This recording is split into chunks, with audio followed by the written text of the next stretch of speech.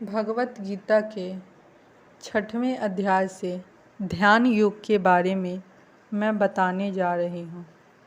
इसमें कहा गया है, श्री भगवान ने कहा, जो पुरुष अपने कर्म फल के प्रति अनासक्त है और जो अपने कर्तव्य का पालन करता है वही सन्यासी और असली योगी है। वह नहीं जो न तो अग्नि जलाता है और न कर्म करता है।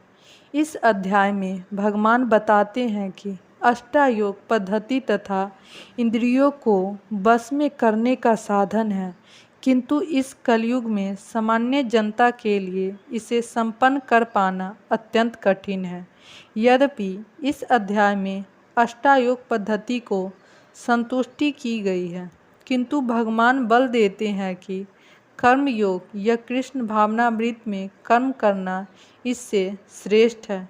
इस संसार में प्रत्येक मनुष्य अपने परिवार के पालनार्थ तथा अपनी सामग्री के रक्षा कर कर्म करता है, किंतु कोई भी मनुष्य बिना किसी स्वार्थ, किसी व्यक्तिगत तृप्ति के, चाहे वह तृप्ति आत्मकेंद्रीय हो या व्यापक, कर्म नहीं करता। पुण्यता की कसौटी है। कृष्ण भावनामृत में कर्म करना कर्म के फलों का भोग करने के उद्देश्य से नहीं। कृष्ण भावनामृत में कर्म करना प्रत्येक व्यक्ति का कर्तव्य है, क्योंकि सभी लोग परमेश्वर के अंश हैं। शरीर के अंग पूरे शरीर के लिए कार्य करते हैं।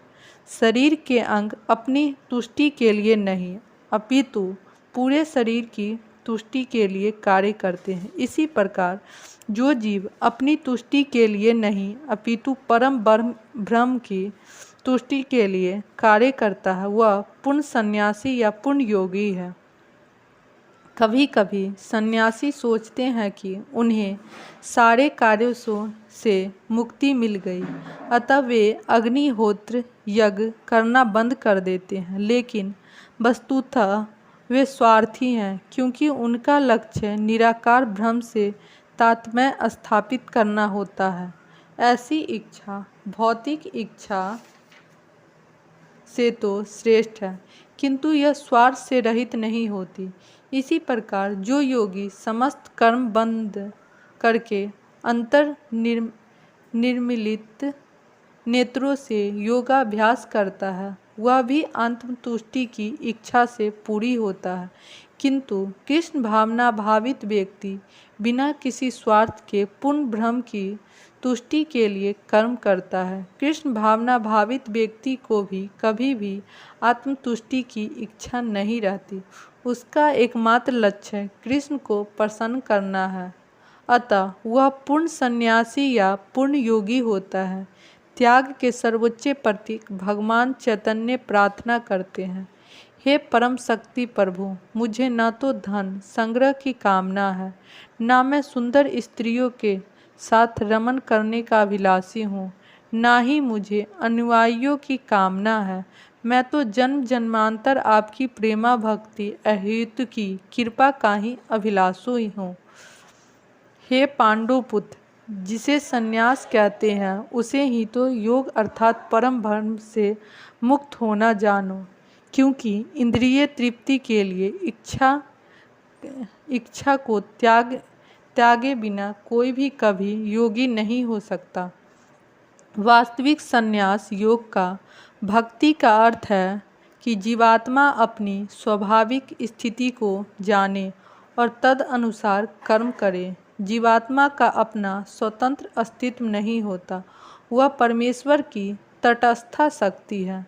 जब वह माया के वशीभूत होते हैं तो वह बंधन हो जाता है, किंतु जब वह कृष्ण भावना भावित रहता है अर्थात आध्यात्मिक शक्ति से जगत रहता है तो वह अपनी सहज स्थिति में होता है। इस प्रकार जब मनुष्य पूर्ण ज्ञान में होता है तो वह समस्त इंद्रिय तृप्ति को त्याग देता है, अर्थात समस्त इंद्रिय तृप्ति के कार्यकलापों का परित्याग कर देता है।